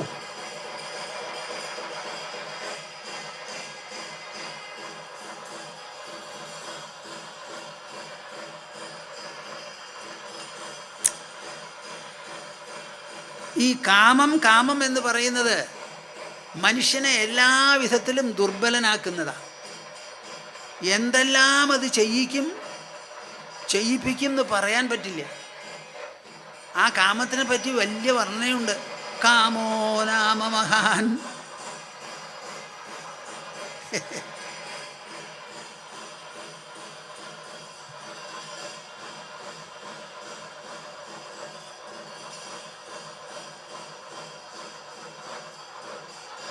ഉദ്ഭൂതം ജ്ഞാനദുർമിത്രം, ഉദ്ഭൂതം ജ്ഞാനദുർമിത്രം. ജ്ഞാനദുർമിത്രം ഒന്ന് പറയൂ. ജ്ഞാനദുർമിത്രം. ജ്ഞാനത്തിൻ്റെ ശത്രുവാണ് ഈ കാമം. ആ കാമം എവിടെയൊക്കെയാണ് പ്രവർത്തിക്കണമെന്ന് ചോദിച്ചാൽ ഇന്ദ്രിയാണി മനോബുദ്ധി അസ്യാധിഷ്ഠാനം. ഇന്ദ്രിയങ്ങളിലും മനസ്സിലും ബുദ്ധിയിലും അവിടം വരെ ഉള്ളൂ ഈ കാമത്തിന് പ്രസക്തി. എന്നാലോ നമ്മുടെ ശരീരം അല്ല നമ്മുടെ വ്യക്തിത്വം അതിന് മീതെ ആത്മതലം വരെ, ആനന്ദതലം വരെ എത്തുന്നുണ്ട്. അന്നമയ കോശം, പ്രാണമയ കോശം, മനോമയ കോശം, വിജ്ഞാനമയ കോശം, ആനന്ദമയ കോശം, അതിനെയും താണ്ടിയിട്ടാണ് പരമാത്മാവ്. അപ്പോൾ എന്ത് മനസ്സിലാക്കണം ഇവിടെ? ഈ കാമം എന്ന് പറഞ്ഞാൽ ഇന്ദ്രിയങ്ങളിലും മനസ്സിലും ബുദ്ധിയിലും മാത്രം പിടിച്ച് നമ്മളെ കുഴക്കുകയാണ്. എന്നാൽ നമ്മൾ ദാസന്മാരാണോ, ദാസ്യത്തിന് വിധേയരാണോ? അല്ല.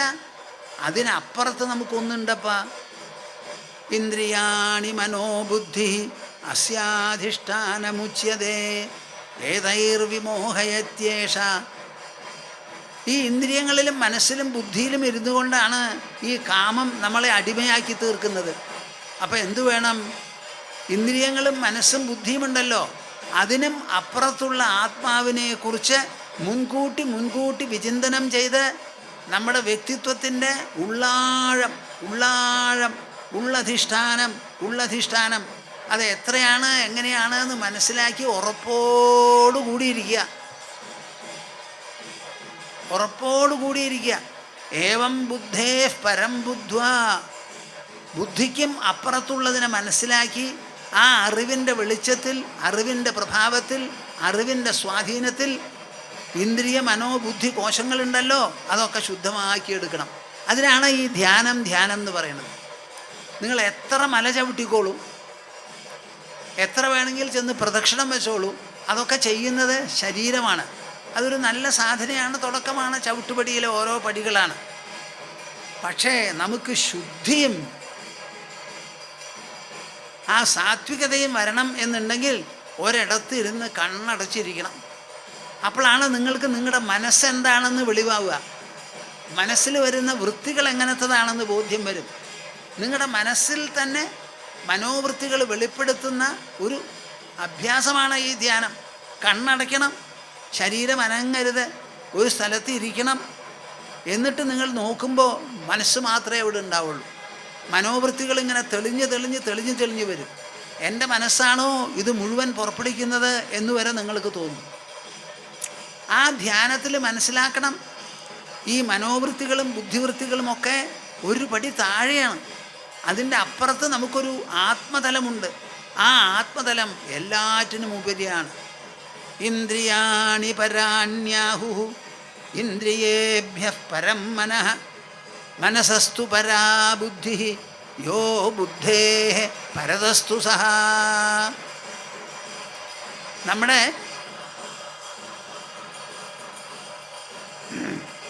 ഭഗവത്ഗീതയിൽ കൃഷ്ണൻ പറയുകയാണ്, അർജുനന് ധൈര്യമുണ്ടാക്കി കൊടുക്കാൻ, ഇരുത്തമുണ്ടാക്കി കൊടുക്കാൻ, ആത്മബലമുണ്ടാവാൻ. ഇന്ദ്രിയാണി പരാണ്യാഹു. ജീവിതം എന്ന് പറയുന്നത് ഇന്ദ്രിയങ്ങളും ലോകവും തമ്മിൽ നടക്കുന്ന ഒരു സമ്പർക്കമാണ്.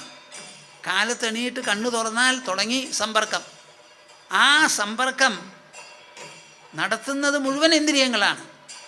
ലോകം എത്ര വിവിധമാകട്ടെ, 5 ഇന്ദ്രിയങ്ങൾ ഈ ലോകത്തിനെ അനുഭവിക്കുന്ന സമയത്ത് വെറും 5 തീരണു ഈ ലോകം. ശബ്ദ സ്പർശ രസരൂപഗന്ധം. ഇന്ദ്രിയങ്ങൾക്ക് കണ്ണു തുറന്ന് കാണാം, കാണാതെയും ഇരിക്കാം. അപ്പം ഇന്ദ്രിയങ്ങൾക്കാണ് ശക്തി കൂടുതൽ. അവയാണ് കാണുന്നതും കാണിക്കുന്നതും. ലോകത്തിന് അങ്ങനെ കാണിക്കാനോ കാണിപ്പിക്കാനോ ഒന്നും സാധിക്കില്ല. അപ്പം ഇന്ദ്രിയങ്ങളാണ് ലോകവസ്തുക്കളേക്കാൾ ബലം മികച്ചത്. ഇന്ദ്രിയങ്ങളെക്കാൾ മികച്ചതാണ് മനസ്സ്. മനസ്സ് വേണം ഈ ഇന്ദ്രിയങ്ങളെ പ്രവർത്തിപ്പിക്കാൻ. ഇന്ദ്രിയാണി പരാണി ആഹുഹു. ഇന്ദ്രിയങ്ങളാണ് ലോകവസ്തുക്കളേക്കാൾ ശ്രേഷ്ഠം അല്ലെങ്കിൽ മികച്ചത്. ഇന്ദ്രിയേഭ്യഃ പരം മനഃ. ഇന്ദ്രിയങ്ങളെക്കാൾ മികച്ചതാണ് മനസ്സ്. മനസ്സിന് ദിശ നൽകണമെങ്കിൽ എന്തു വേണം? ബുദ്ധി വേണം.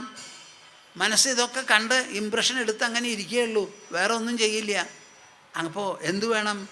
അത് മുഴുവൻ കളക്ട് ചെയ്ത് കൊളേറ്റ് ചെയ്ത് അത് മനസ്സിലാക്കി അതിലുള്ള വിവേചനം മുഴുവൻ രൂപപ്പെടുത്തി മനസ്സിനെ തെളിക്കണം. പിന്നെ അതിന് ബുദ്ധി വേണം. ഇന്ദ്രിയാണി പരാണ്യാഹു ഇന്ദ്രിയേഭ്യഃ പരം മനഃ മനസസ്തു പരാ ബുദ്ധി. മനസ്സിനേക്കാൾ മീതെയാണ് ബുദ്ധി. യോ ബുദ്ധേഃ പരതസ്തു സഹ. ബുദ്ധിക്കും അപ്പുറത്ത്, ബുദ്ധിയേക്കാൾ മികച്ചത് ഏതോ അതാണ് സഹ. ഞാൻ എന്ന് നാം ഇങ്ങനെ പറഞ്ഞ് കാണിക്കുന്നുണ്ടല്ലോ, അതാണെന്ന്. അപ്പം നിങ്ങൾ ഒരിക്കലും ദാസിയാണെന്ന് നിങ്ങൾ വിചാരിക്കരുത്. ഈ ലോകം എന്തോ ആകട്ടെ, അതെത്ര ആകർഷകമാകട്ടെ, അതിനെയൊക്കെ കവച്ചു വയ്ക്കാനുള്ള ശക്തിയും ആത്മബലവും നമുക്കുണ്ട്. കാരണം നമ്മൾ ഇന്ദ്രിയങ്ങളും മനസ്സും ബുദ്ധിയും മാത്രം കൊണ്ടുണ്ടാക്കിയതല്ല. ഈ ബുദ്ധിയും അഹങ്കാരവും മനസ്സും ഇന്ദ്രിയങ്ങളും ഒക്കെ ഉണ്ടാക്കി തീർത്തത് അതിനപ്പുറത്തുള്ള ആ ആത്മതലമാണ്, ആ ആത്മസാന്നിധ്യമാണ്. അതിലാണ് ഈ ലോകം മുഴുവൻ ഇങ്ങനെ ആടി ആടി ആടി ആടി നിൽക്കുന്നത്. ആകാശത്തിലാണല്ലോ മറ്റുള്ള 4 ഭൂതങ്ങൾ. ഈ ആകാശമടക്കം 4 ഭൂതങ്ങൾ എവിടെ നിൽക്കണു എന്ന് ചോദിച്ചാൽ അത് ആ ആത്മതലത്തിലാണ് നിൽക്കുന്നത്. ആ വലിയ ശക്തി നിങ്ങൾക്കുണ്ട്, സാന്നിധ്യമുണ്ട് എന്ന് പറഞ്ഞ് കണ്ണടച്ച് കുറച്ച് നേരം നമ്മുടെ ഉൾവൈഭവം ഒന്ന് പരിശോധിക്കാനായിട്ട് നോക്കുക. അങ്ങനെ നോക്കിയാൽ എന്തു വരും? നിങ്ങൾക്ക് സ്വയം ഒരു കോൺഫിഡൻസ്, ആത്മവിശ്വാസം വരും. ഇപ്പോൾ ഒന്നും അറിയണില്ല. കണ്ണു തുറന്നു, കണ്ടു, കൈ കൊണ്ട് പിടിച്ചു, കാലുകൊണ്ട് നടന്നു, ആന, കുതിര, ഒട്ടകം, ഇതൊക്കെ തന്നെയുള്ളൂ. അറിയണില്ല. ജീവിതം സമ്പർക്കബഹുലമാണ്. സമ്പർക്കം ഇന്ദ്രിയ തലത്തിലാണ് നടക്കുന്നത്. 1 മില്ലിമീറ്റർ അകലെയല്ല. എല്ലാ സാധനങ്ങളും ഈ ഇന്ദ്രിയങ്ങളെ വന്ന് സ്പർശിക്കണം. സ്പർശിച്ചാലേ അനുഭവം ഉണ്ടാവുള്ളൂ. അപ്പം നമ്മളെ വിട്ടൊരനുഭവം നമുക്കില്ല. സൂര്യനായാലും ചന്ദ്രനായാലും അവിടെ ഇരിക്കുന്ന സൂര്യനെ നമ്മളെങ്ങനെ കാണും? നമ്മൾ കാണണമെങ്കിൽ ആ സൂര്യകിരണങ്ങൾ കണ്ണിൽ വന്നങ്ങോട്ട് സ്പർശിക്കണം. അപ്പോഴേ ദർശനം ഉണ്ടാവുള്ളൂ. അത് വേണമെന്നുണ്ടെങ്കിൽ മനസ്സ് വിനിയോഗിക്കണം ഇന്ദ്രിയങ്ങളെ. മനസ്സിന് വേണ്ടതുപോലെ ദിശ നൽകണം ബുദ്ധി. ഇതെല്ലാം വേണ്ടതുപോലെ നടക്കണമെങ്കിൽ അഹങ്കാരം വേണം. അഹങ്കാരത്തിനും അപ്പുറത്ത് കിടക്കുന്ന അധിഷ്ഠാനമാണ് ഈ ആത്മാ. അപ്പം നിങ്ങൾ പറയൂ, ഈ ലോകത്തോടു കൂടി തട്ടിച്ചു നോക്കുമ്പോൾ നിങ്ങളോ മീതേ, അത് ലോകമോ മീതേ.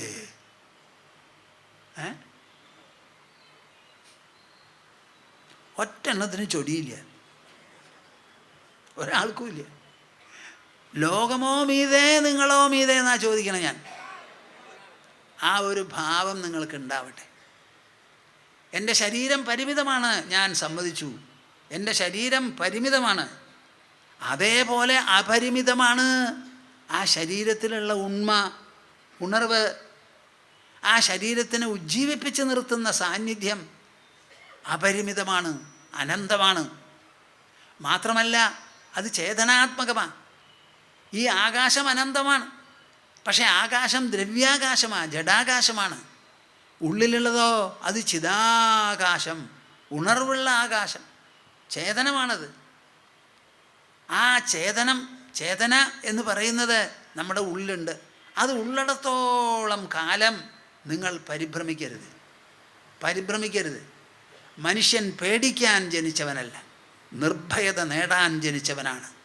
മനുഷ്യൻ ആശിക്കാൻ ജനിച്ചവനല്ല, ഉപരി പോകാൻ ജനിച്ചവനാണ്. നമ്മുടെ മനസ്സ് തളരരുത്, ബുദ്ധി തളരരുത്. ഈ സാഹിത്യങ്ങളൊക്കെ എന്തിനാ നമ്മുടെ മുമ്പിലുള്ളത്? കാലമന്തമനുസൃത, അന്ത്യകാലം അടുക്കാറായിട്ടും എന്താ? ആശ്ചര്യം കാമമാകാംക്ഷേത്. ചിലരൊക്കെ പല അനുഭവങ്ങളും എൻ്റെ അടുത്ത് വന്ന് പറയും. ശരീരത്തിന് നല്ല വയസ്സായി, ഒക്കെ ചുളിഞ്ഞു, എന്നാലും ഉള്ളിലുള്ള ആ കാമം, മനസ്സിലുള്ളത് പോകുന്നില്ല അത്രേ. അതിന് വേണ്ടതുപോലെ സംയമം ചെയ്യണമെങ്കിൽ ഈ പ്രബുദ്ധത കൊണ്ടാണത് പോവുക. നീ പോ എന്ന് പറയാൻ നമുക്ക് പറ്റില്ല. മനസ്സിൽ ചിന്ത വരരുത് എന്ന് പറഞ്ഞ് കൈ പിടിച്ച് മുറുക്കി അത് വരാണ്ടിരിക്കുമോ? ആ മനസ്സിനുള്ള ആഹാരം നമ്മൾ കൊടുക്കണം. ഇത് റിപ്പീറ്റഡായിട്ട് വായിക്കൂ റിപ്പീറ്റഡായിട്ട്.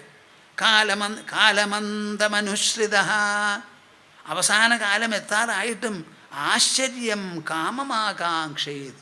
പിന്നെയും മനുഷ്യന് ഈ ആശ പോണില്ല. പല്ലില്ല, തിന്നാൻ രുചിയില്ല, എന്നാലും ആ ഇഷ്ടപ്പെട്ട വസ്തുക്കൾ വേണം എന്ന് പറയും. എന്താ ചെയ്യുക? മനസ്സുകൊണ്ട് അവയെ ശരിയല്ല എന്ന് പറഞ്ഞ് കുറേ കഴിയുമ്പോൾ നമുക്ക് വേണ്ടാന്നങ്ങോട്ട് തന്നെ തോന്നുകയും അതിനുള്ള പരിശ്രമം നമ്മൾ നടത്തണം. ഞാൻ കാപ്പിയും ചായയും ഒന്നും കുടിക്കാറായിട്ട് കുറേ കാലമായി. പഴയ കാലത്ത് ഇടയ്ക്കിടയ്ക്കൊക്കെ നിർത്തും. അപ്പം ഞാൻ നിർത്തുമ്പോൾ ആശ്രമത്തിലുള്ളവർ പറയും, സ്വാമിജി കാപ്പി കൂടി നിർത്തി അവിടെ എങ്ങനെ കാപ്പിപ്പൊടി മേടിക്കുകയെന്ന്. അത് ശരിയല്ലേ? അപ്പോൾ ഞാൻ ശരിയെന്നും പറഞ്ഞ് അങ്ങനെ കൂടി. കുറച്ച് കഴിഞ്ഞിട്ട് എന്തായാലും ഇത് നിർത്തണമെന്ന് വിചാരിക്കും. എന്താ ഒരു അഡിക്ഷൻ മാതിരി ഉണ്ടല്ലോ, കാലത്ത് എണീറ്റാൽ ഒരു ഗ്ലാസ് കാപ്പി കിട്ടണമെന്ന് തോന്നും. ശരിയല്ല എന്ന് പറഞ്ഞു. അവസാനം എൻ്റെ മനസ്സിൽ എപ്പോഴും വരും ഇത് നിർത്തണം നിർത്തണം എന്ന്. എന്തിനു പറയണു? അതിൻ്റെ മണം വരെ പിടിക്കാൻ ചെയ്യും. ഇടയ്ക്ക് കാപ്പിയൊക്കെ ഉണ്ടാക്കി കുടിക്കുന്നുണ്ടല്ലോ, ഞാൻ അടുത്ത് കൊണ്ടുവരും ഒന്ന് നോക്കും. അതുകൊണ്ട് എന്ത് സുഖാണെന്നറിയോ? കാലത്ത് എണീറ്റാൽ കാപ്പി കാപ്പി അങ്ങനെ ഒരു വിചാരമില്ല.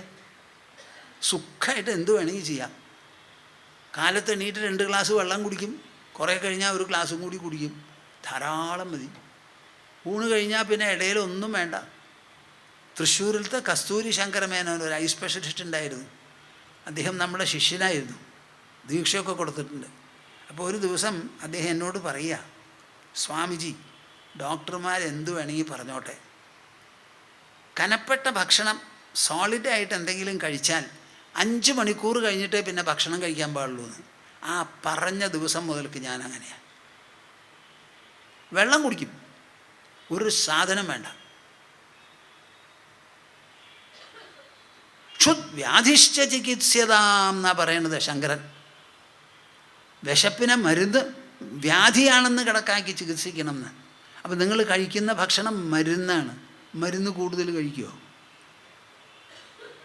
എന്നാൽ ഈ സാത്വികാഹാരമോ അതുമാതിരി രുചി വേറെ ഒന്നിനുമില്ല. രസ്യാഹ സ്നിഗ്ധാഹ സ്ഥിരാഹ ഹൃദ്യാഹ എന്നാ വിശേഷിപ്പിച്ചിരിക്കുന്ന കൃഷ്ണൻ. വളരെ രസമുണ്ട്, മനസ്സിന് പ്രീതി. കഴിച്ചാൽ കുറേ നേരം നിൽക്കും, പെട്ടെന്ന് വിശപ്പുണ്ടാവില്ല, മനസ്സിന് വളരെ ഹൃദ്യം. മറ്റേത് എരിവൊക്കെ കഴിച്ചു വയറ് എന്തിനാപ്പാ ഈ ഗ്രഹപ്പഴിക്ക് പോണേ? കുടല് വരെ ആന്ധ്രക്കാർ എരിവ് കൂട്ടുന്നവരാ. അതുകൊണ്ട് എന്നോട് ഡോക്ടർമാർ പറയുക, ചിലപ്പോൾ വയറ്റിന് കേടാന്ന് പറഞ്ഞ് പൊളിച്ചു നോക്കിയാൽ കാണാം അവിടെ പുണ്ണ് വന്നിട്ടുണ്ട്. എരിവേ നാവിന് മാത്രമല്ല കുടലിനും സഹിക്കാൻ പറ്റില്ല. കുടലിന് ദഹിപ്പിക്കാൻ പറ്റുന്ന തരത്തിൽ ഭക്ഷണം കഴിക്കാൻ നിങ്ങളൊന്ന് ശീലിക്കൂ. Let your civilisation be like that. Whatever I take should be assimilable to the system. കുടലിങ്ങനെ ഒരു പെരിസ്റ്റാൾട്ടിക് മൂവ്മെൻറ്റോട് കൂടി ദഹിപ്പിക്കാൻ പുറപ്പെടുകയാണ്. അപ്പോൾ അതിന് ദഹിപ്പിക്കാൻ സൗകര്യപ്രദമായ ഭക്ഷണം നോക്കി കഴിക്കൂ. വായിലിട്ട് ചവയ്ക്കൂ ചവയ്ക്കൂ ചവയ്ക്കൂ. 32 പല്ലുണ്ട്, ഓരോ കവിളും 32 തവണ ചവയ്ക്കണം എന്നാണ് പ്രമാണം. കട്ടിയുള്ള സാധനമാണെങ്കിൽ ഞാൻ ചവയ്ക്കാറുണ്ട്. അല്പം നമ്മൾ കൂട്ടാൻ വെച്ച് കൂട്ടുമ്പോൾ അത്ര നേരത്തേക്ക് അവിടെ നിൽക്കാൻ പറ്റില്ല, അപ്പോഴേക്കും വിഴുങ്ങിക്കളി. പക്ഷെ വേണ്ടത് അങ്ങനെയാണ്. ദഹനം വായിൽ നിന്ന് തുടങ്ങണം, വായിൽ നിന്ന്. Mouth is part of the stomach എന്ന് കണക്കാക്കി നിങ്ങൾ ഭക്ഷണം കഴിക്കണം. അങ്ങനെയുള്ള ഭക്ഷണം വളരെ രസമുള്ളതാണ്. ബാക്കിയുള്ള ഭക്ഷണത്തിനൊന്നും ഈ രുചിയില്ല, സന്തോഷമില്ല. ഇത് വളരെ വിശേഷമാണപ്പാ.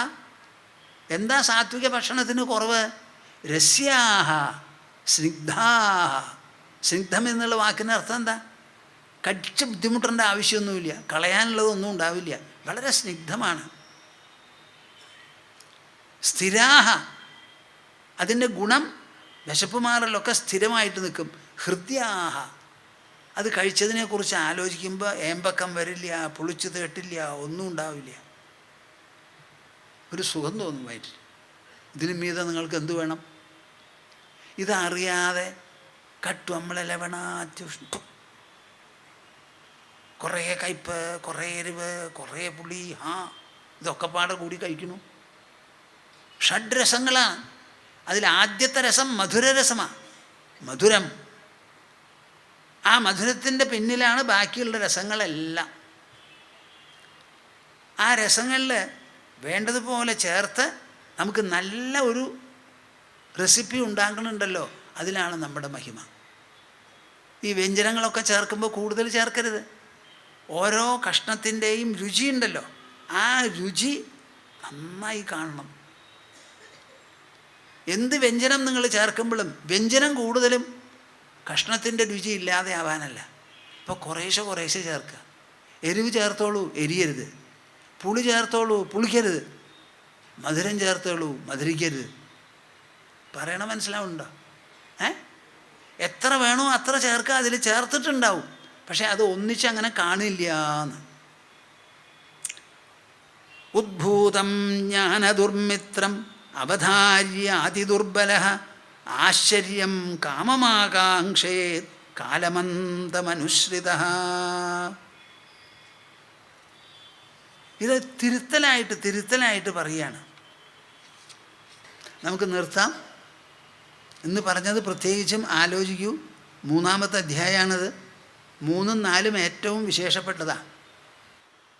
കർത്തവ്യമസ്തി ന മമേഹ ന കിഞ്ചിദേവ സ്ഥാതവ്യമിത്യതിമനാഃ ഭുവി സംസ്ഥിതോസ്മി സംശാന്തയാ സതതസുപ്തധിയൈവ വൃത്യാ കാര്യം കരോമി ന ച കിഞ്ചിദഹം കരോമി കാര്യം കരോമി ന ച കിഞ്ചിദഹം കരോമി.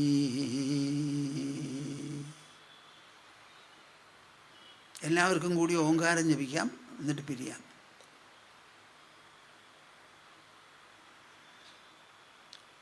ഓ